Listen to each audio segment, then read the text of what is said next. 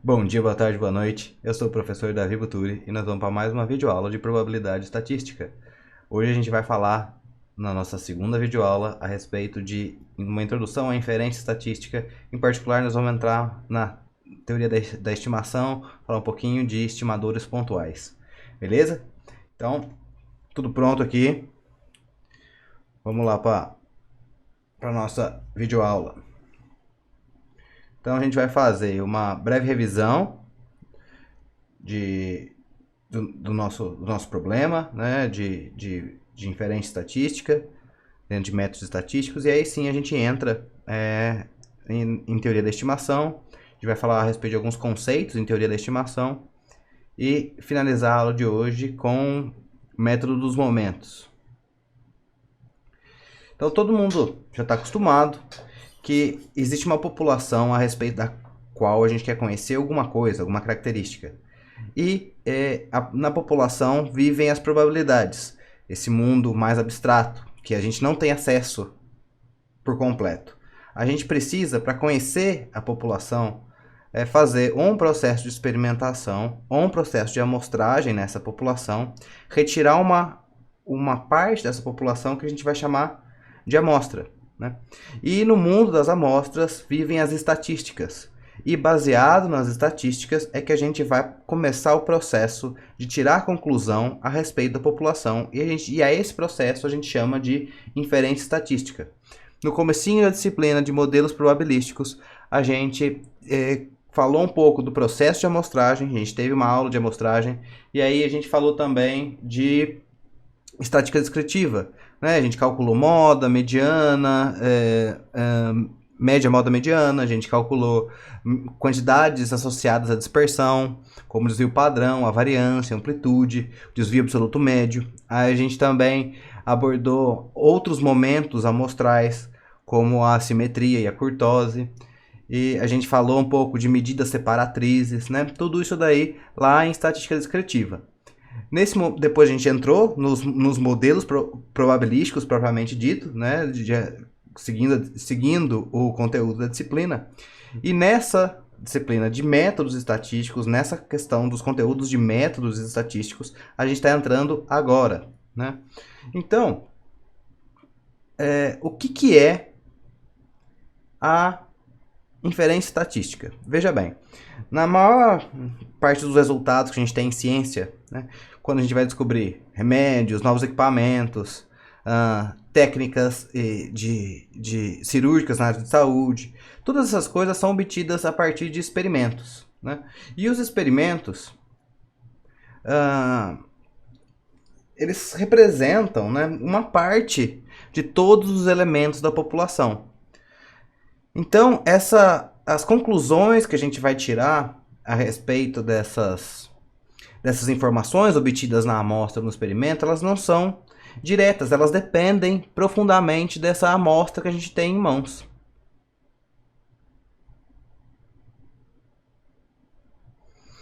Então, quando a gente vai generalizar os resultados que a gente tem na amostra, então a gente sai de uma parte e conclui a respeito do todo, a gente vai chamar de inferir. E quando a gente faz um procedimento estatístico para consolidar essa inferência, essa generalização, aí a gente chama de inferência estatística, né? Que é o processo de obtenção de informações de uma população a partir das amostras que a gente tem disponíveis. Então, só tem sentido falar em inferência estatística quando a gente não tem acesso a todos os elementos da população. Lembrando, quando a gente tem acesso de fato a todos os elementos da população, a gente está falando de censo, não de amostra. Então a gente só vai usar técnicas e teorias de inferência estatística quando o que a gente tem em mãos é uma parte do todo, uma parte só da população. Aí sim a gente vai usar as técnicas de inferência.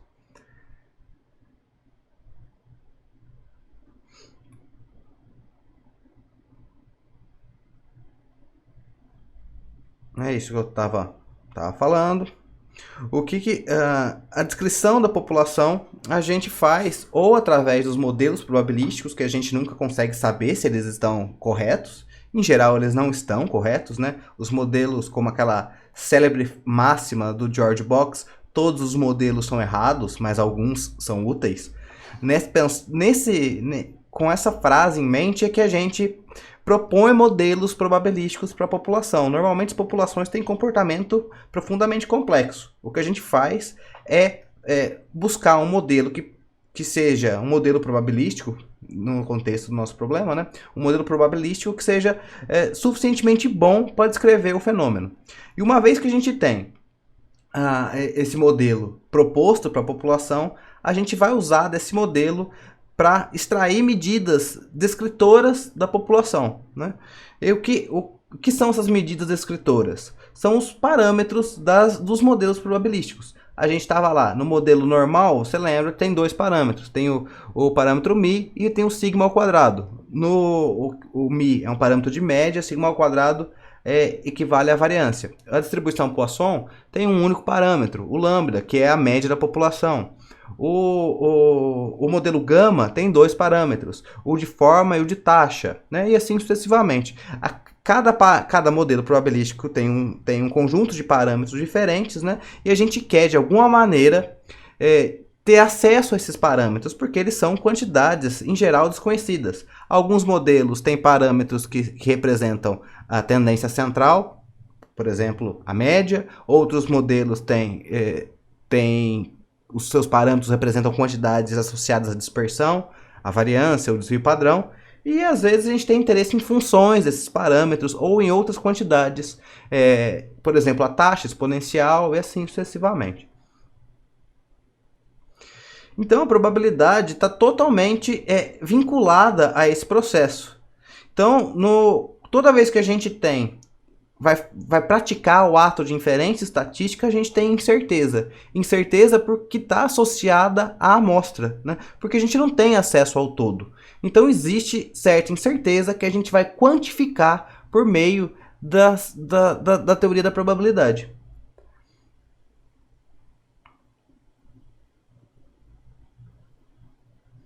Então vamos imaginar, fazer um exercício mental, que um determinado pesquisador tenha descoberto uma substância para curar uma determinada doença.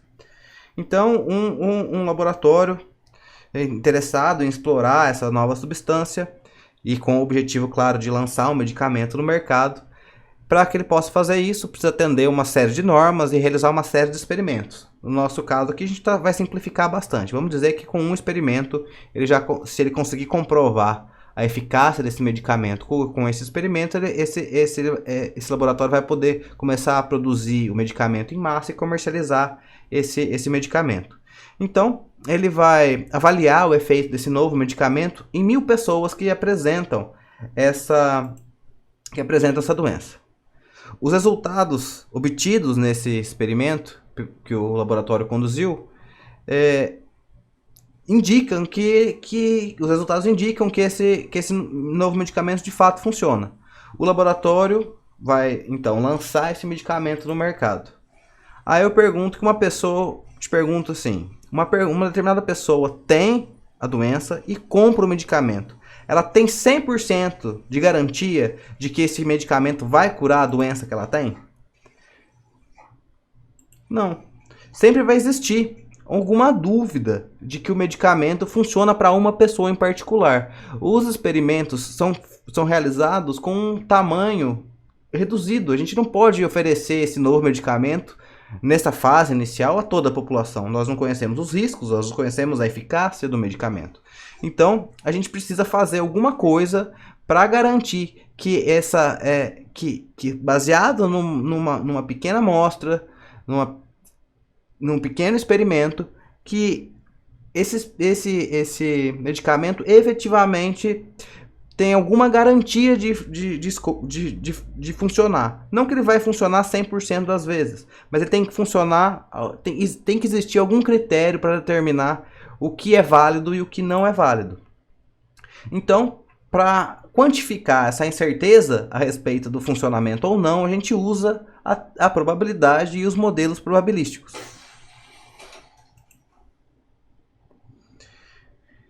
Claro, a gente vai precisar de uma série de definições, conceitos, eu quero dizer, para poder conversar, né? Para efetivamente conseguir se comunicar e ter certeza de que cada termo que está sendo usado significa uma coisa e uma coisa só, especificamente. Eu sempre falo que não existem sinônimos na ciência. Eu uso esse exagero, né, para dizer que a gente não fala as coisas para dar um sentido amplo, vago. Na ciência, a gente quer que as coisas sejam mais claras quanto possíveis. E dentro da área da ciência estatística, existem determinados termos que são reservados e a gente só usa esses termos para se referir a coisas específicas. Por exemplo, um parâmetro populacional. Apesar que todo parâmetro é populacional dentro da ciência estatística. Do ponto de vista de uma linha da estatística, o parâmetro populacional é uma quantidade fixa, uma constante, né, na estatística frequentista. Na estatística bayesiana as coisas funcionam um pouco diferente, mas a gente vai nesse curso só abordar questões de estatística frequentista. Então, o que a gente está falando no contexto de estatística frequentista é que um parâmetro populacional é uma constante que descreve a população. Ela de fato descreve um modelo probabilístico. Quando a gente atribui valores ou tem os valores em mãos dos parâmetros, a população está completamente especificada. Se eu te falo que uma determinada variável aleatória segue um modelo normal com média 2 e variância 1, eu estou falando de uma população específica, de uma população particular. Então, se a gente conhece os valores dos parâmetros da população, a população está completamente especificada. O que acontece é que na estatística, lembrando que probabilidade e estatística são dois lados de uma mesma moeda, é que na estatística a gente não conhece os parâmetros, porque se a gente conhecesse, a gente conheceria toda a população. O que a gente conhece é apenas uma parte da população e por meio dessa parte, dessa amostra, a gente quer tirar as conclusões a respeito da população. Então, para a gente, em estatística, o parâmetro populacional, sendo um pouco redundante ao falar parâmetro populacional, é uma constante, em geral, desconhecida, né, que descreve a população. Os parâmetros, já te falei isso daí, podem ser medidas de posição, média, proporção, mediana, podem ser medidas de dispersão, até mesmo modelos probabilísticos mais complexos podem ter parâmetros que representam até momentos superiores, por exemplo, simetria e kurtose, né? Às vezes a gente tem funções dessas quantidades, né? O estimador, e agora já entrando em teoria da estimação, muito importante, é que o estimador é uma expressão algébrica, uma forma matemática. Esse estimador pode ter uma fórmula pronta, pode ser uma fórmula direta, às vezes ela não é uma forma fechada, melhor dizendo, né? Às vezes o estimador não tem forma fechada, mas ele tem certamente uma expressão algébrica que o representa. Então, o estimador é a fórmula matemática que a gente usa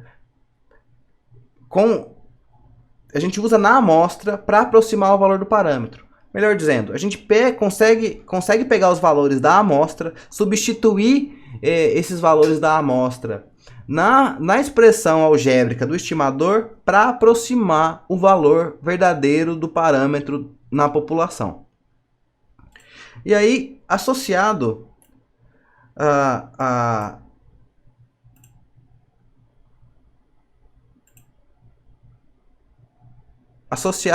ao estimador, a gente tem as estimativas e o processo de estimação.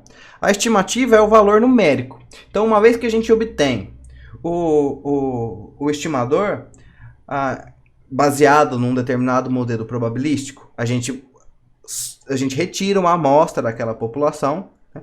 Substitui os valores da amostra nessa fórmula matemática que é o estimador, e aí sim a gente obtém a estimativa, que é um valor numérico, né? Que é o resultado final que um estimador assumiu para uma amostra em particular.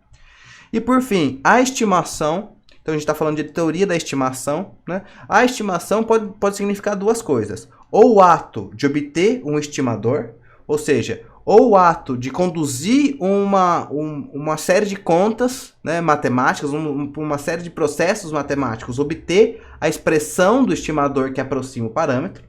Isso pode ser uma interpretação da estimação. E uma outra interpretação para a estimação pode ser simplesmente o ato de substituir os valores numéricos da amostra na fórmula do estimador e assim obter a estimativa. Uma clareada um pouco nesses conceitos que a gente está vendo. Vamos supor que a gente quer conhecer o peso médio dos jovens entre 15 e 25 anos que moram em São João del Rei, né? Então, claramente aí a minha população são todos os jovens de 15 a 25 anos que habitam São João del Rei, o Nzão, né, minha população. Nesse caso, ela é uma população enumerável, né? A gente poderia até considerar que ela é infinita, porque são muitos habitantes, mas isso daí é uma suposição fracamente atingida nesse caso, né? Mas tudo bem, isso daí não é a nossa preocupação nesse momento. E quem que é o parâmetro que a gente quer estimar? O peso médio dos jovens, Mi. Por que Mi? Não sei, porque de repente eu quero assumir que o peso dos jovens entre 15 e 25 anos em São João del Rei tem uma distribuição normal. Então, se eu estou falando do peso médio numa distribuição normal, estou falando do parâmetro Mi, não é verdade? E assumir a distribuição normal, né, aquele comportamento, né, em forma de sino, até tem bastante sentido, é bastante realista, porque as variáveis biométricas, em geral, têm um comportamento aproximadamente normal. Quer dizer, o que isso quer dizer? Olha, a maior parte das pessoas está aqui em torno de uma média, pouca gente é muito leve, né? Pouca gente é muito magrinha e pouca gente está muito acima do peso. A maior parte das pessoas se concentram aí em torno desse peso médio. Então, a distribuição normal, o modelo normal, é um modelo bastante plausível para o peso, né? Então, porém, o peso médio é uma quantidade desconhecida. O peso médio dos jovens de 15 a 25 anos que habitam São João del Rei é uma quantidade desconhecida. E para eu conhecer isso, eu vou retirar uma amostra. Por exemplo, eu vou conduzir uma amostra aleatória simples, e aí eu sorteio 500 pessoas que estão entre 15 e 25 anos em São João del Rei, né? O meu Nzinho vai ser igual a 500, e aí, com base nos números, com os pesos de cada uma dos 500 jovens pesados nessa amostra, eu vou procurar estimar o peso médio. Alguém pode pensar intuitivamente que o estimador de Mi vai ser a própria média amostral, o x-barra, né? X-barra ou y-barra, né? Sendo, se você não lembra quem que é o x-barra é 1 sobre n somatório da xi. Nossa, meu n ficou bem feio aqui. Vamos arrumar ele aqui, né? Então, 1 sobre n.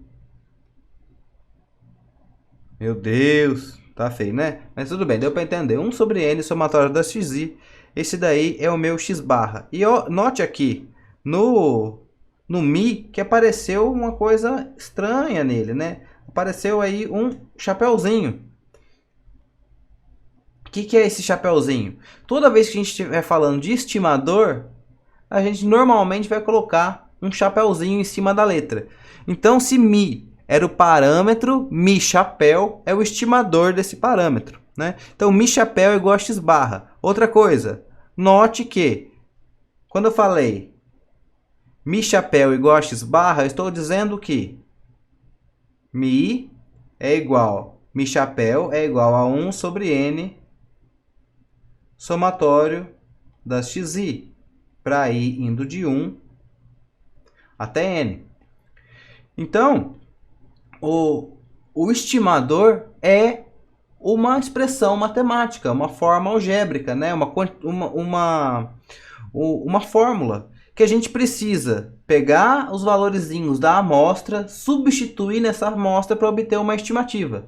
Por exemplo, essa estimativa pode ser tranquilamente 65 quilos.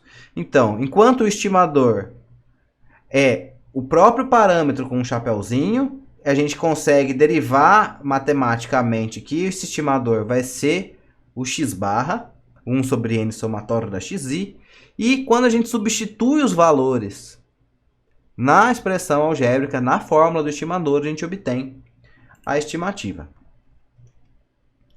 A gente geralmente representa os estimadores por um circunflexo, né? Então, se eu estou falando do parâmetro mi da população, o estimador de mi é mi chapéu. Se eu estou falando do parâmetro lambda da Poisson, o estimador de lambda é lambda chapéu. E assim sucessivamente, né? A gente poderia, portanto, representar o estimador da média normal, tanto como mi chapéu, como x barra. Claro, eu ainda não provei para você que o estimador da média normal, o estimador de mi é x barra, mas a gente vai chegar lá. Mas o que acontece é o seguinte, que a inferência estatística, então quando esse processo todo de dizer que a gente está aproximando o parâmetro mi por essa quantidade mi chapéu é um processo inferencial. E a inferência estatística, ela lida com... Tem duas grandes áreas da inferência estatística. Uma delas é a estimação de parâmetros, né, a teoria da estimação, e a segunda dela, que a gente vai ver na próxima unidade, na unidade 3, é a teoria da decisão estatística, ou melhor, os testes de hipótese, né?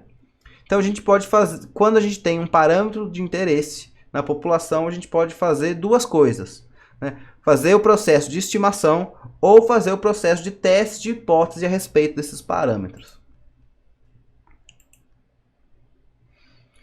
A estimação, a gente vai ver primeiro a estimação pontual, que significa obter uma estimativa, um único ponto, uma aproximação única para o parâmetro da população. E existe também a estimação intervalar, ou estimação por intervalos, né? Que é obter um conjunto de valores plausíveis para o parâmetro da população, ou um intervalo de valores possíveis para o parâmetro da população. E para obter tanto estimadores pontuais como estimadores intervalares, a gente precisa de métodos para encontrar esses estimadores.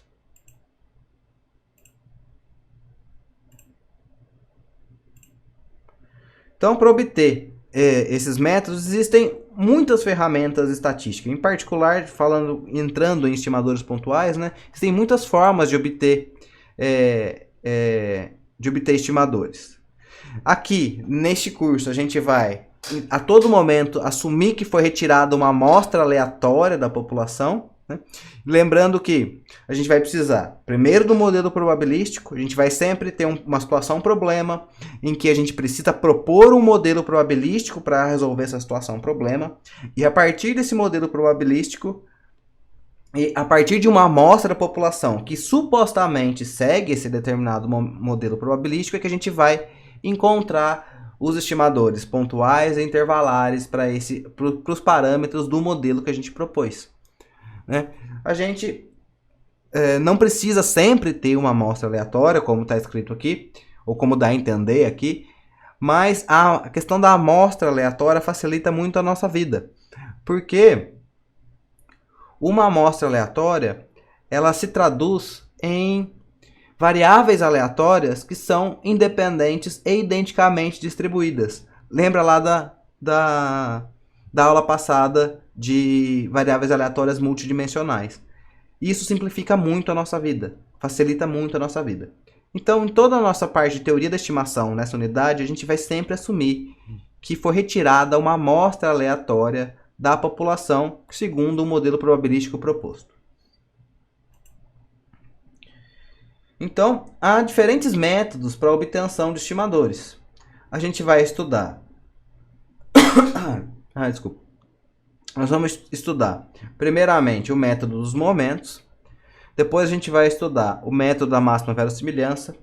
E lá no final do curso, a gente vai estudar o método dos mínimos quadrados. Lá no final, na unidade 4, eu vou voltar na questão de método dos mínimos quadrados. Nesse momento, a gente vai se preocupar com dois: o método dos momentos e o método da máxima verossimilhança. O método dos momentos eu vou falar daqui a pouco, e o método da máxima verossimilhança vai ficar para a próxima aula. Mas não existem só esses. Existem outros métodos. Existem os métodos bayesianos, existem os métodos computacionalmente intensivos, como o Bootstrap e o Jackknife. E existem, né, basicamente, esses métodos. O método dos momentos, MM, né, eu vou começar a escrever só MM, o método dos momentos, ele é o método mais simples que tem para a obtenção de estimadores pontuais. Ele é um método mais antigo também, possivelmente por ser o método mais simples de obtenção dos estimadores pontuais. O que o método dos momentos fala para a gente? Fala, ó, pega o momento populacional e iguala ao momento amostral. Então, se você tem vários parâmetros no seu modelo probabilístico, você vai precisar de várias equações para obter estimadores para esses parâmetros. Então, você vai precisar de vários momentos. Então, vamos supor que o seu modelo probabilístico tenha lá 5 parâmetros. Então, você vai pegar o primeiro momento populacional, o segundo momento populacional, o terceiro momento populacional, o quarto e o quinto momentos populacionais e vai igualar cada um deles aos primeiros 5 momentos amostrais. E resolver essa sequência, ou melhor, esse sistema de equações. Quando você tem 2 parâmetros, você vai ter 2 equações para resolver. Essas equações são dadas pela igualdade entre os momentos populacionais e os momentos amostrais. Então, por exemplo, se y é uma variável aleatória aí, cujo modelo probabilístico dessa variável aleatória depende de p parâmetros, pzinho parâmetros, θ1, θ2, θp, então o tésimo momento populacional vai ser a esperança de yt, né? A esperança de y elevado a t, que é a integral de y no espaço de mensuração, yzinho elevado a t vezes a função densidade de probabilidade de y, e a gente está diferenciando em y, diferencial em y. Isso, quando a gente resolve essa conta, sempre o que a gente vai ter, que se a esperança existir, ou melhor dizendo, se o tésimo momento existir, ele vai ser uma função dos p parâmetros que estão na função densidade de probabilidade. Ou função de probabilidade. Se for discreto, né, simplesmente esse somatório aqui, essa integral vira um somatório. Tranquilamente, né? Então, se a gente tem, ao invés de ter uma variável, isso daqui é do lado da população, né, da variável aleatória. Se a gente tem, aqui do lado da estatística, uma amostra aleatória, y1, y2, yn valores nessa amostra aleatória, que foi retirada dessa população y, o tésimo momento amostral, o mzinho de t aqui, é 1 sobre n somatório de yi elevado a t. Então, o y barra 1 sobre n somatório das yi, a média amostral, é o primeiro momento amostral. E esperança de y, que é a integral de y, f de y, é a média populacional. O método dos momentos fala para a gente, portanto, fazer essa igualdade. Como que a gente vai ter, na verdade, p parâmetros, né? A gente vai precisar dos p primeiros momentos amostrais e populacionais para fazer essa igualdade. Quando a gente faz a igualdade entre momento amostral e momento populacional, a gente coloca o chapéu nos parâmetros, θ1, θ2, θp chapéu, porque a gente está buscando obter os estimadores.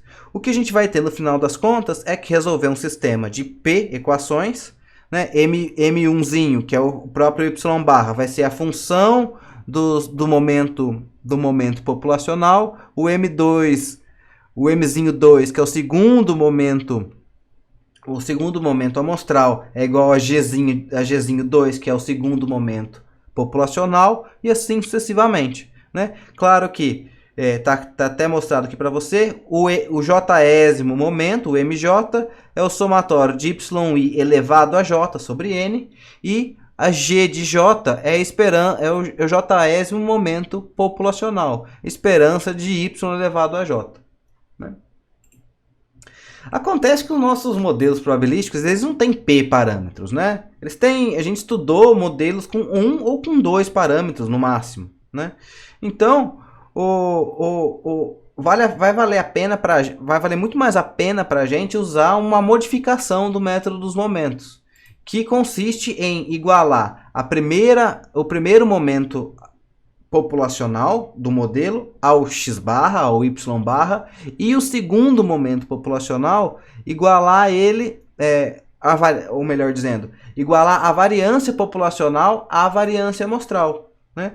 Então o que a gente vai ter é o seguinte, fazer o y barra igual ao primeiro momento populacional e o S2 igual à variância populacional. É isso que eu estou falando para você aqui. A gente tem y, uma variável aleatória, com distribuição f de y, f de y, né? Isso aqui sendo uma função de probabilidade ou densidade de probabilidade. Então, se a gente tirar uma amostra aleatória dessa população, a gente vai ter que a esperança populacional vai ser uma função dos dois parâmetros, θ1 e θ2. A variância vai ser também uma função de θ1 e θ2 dos dois parâmetros.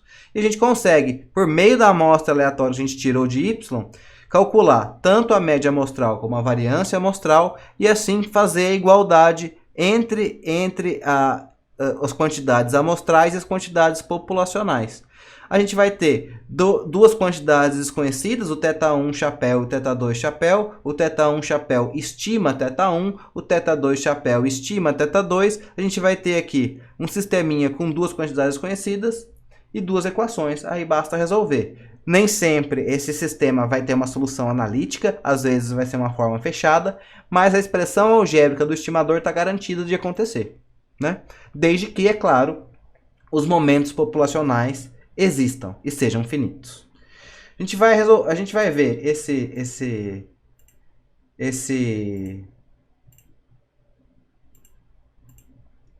exemplo no nosso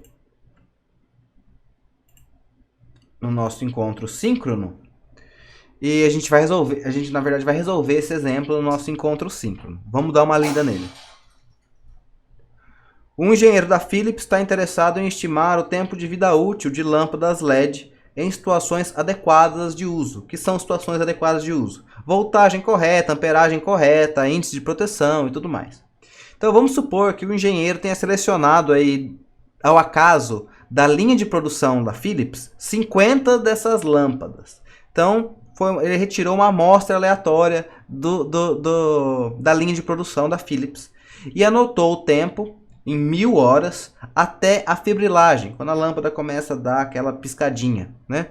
E ela obteve os seguintes resultados. A primeira lâmpada durou 1.6 mil horas. A terceira lâmpada, 7,7 mil horas, e assim sucessivamente. Então, tem 50 valores aqui, cada um deles referentes a uma única das 50 lâmpadas da amostra. E vamos supor que ele não sabe, a gente não tem como saber, nem ele, nem eu, nem você, ninguém sabe qual que é o comportamento probabilístico do tempo de vida útil dessas lâmpadas. Então, o que a gente pode fazer é simplesmente buscar um modelo probabilístico que faça sentido. O engenheiro, no nosso problema, decidiu optar por um modelo gama. O modelo gama faz sentido para esse problema porque o modelo gama é um modelo estritamente positivo, né? Então, a gente está medindo o tempo e o modelo gama só mede variáveis contínuas positivas, então isso encaixa. O fenômeno observado encaixa com o modelo, pelo menos. Se esse modelo vai ser bom ou não, é uma outra questão. A gente tem o modelo Weibull. O modelo Weibull é concorrente do modelo Gama, né? Qual dos dois é melhor? A gente vai ver lá na unidade 3 uma forma de avaliar se o modelo se encaixa ou não se encaixa a um conjunto particular de dados. A gente vai chamar isso daí de aderência. Mas não é o momento de se preocupar com isso. Por enquanto, a gente vai propor o modelo tem que ser minimamente adequado, ou seja, o espaço de mensuração tem que estar adequado à variável resposta observada, isso daí é o básico. E aí, se ele é um modelo bom ou não, é uma discussão para um outro momento. Então, vamos lá. Ele optou por um modelo gama e ele vai obter o tempo médio até a gente vai obter o tempo médio até a fibrilagem e a variância associada, né? Média amostral e variância amostrais nesse caso. Obter os estimadores dos parâmetros gama, parâmetro de taxa e o parâmetro de forma, θ, as estimativas associadas e estimar qual que é a probabilidade de uma lâmpada qualquer selecionada da linha de produção da Philips, não entre essas 50, uma qualquer, fibrilar antes de 50 mil horas de uso adequado. A gente vai resolver esse exemplo no nosso próximo encontro síncrono, mas eu quero que você já tente, já procure resolver com a teoria que a gente viu hoje. É possível, eu tenho certeza que você vai conseguir. Você tem que obter os estimadores de gama e teta, na letra B, né? Obter gama chapéu e teta chapéu usando a teoria do método dos momentos. Lembrando, última coisa que você tem que pensar, método dos momentos. Propõe igualar momentos amostrais a momentos populacionais. Pessoal, então, era isso que eu queria falar para vocês hoje.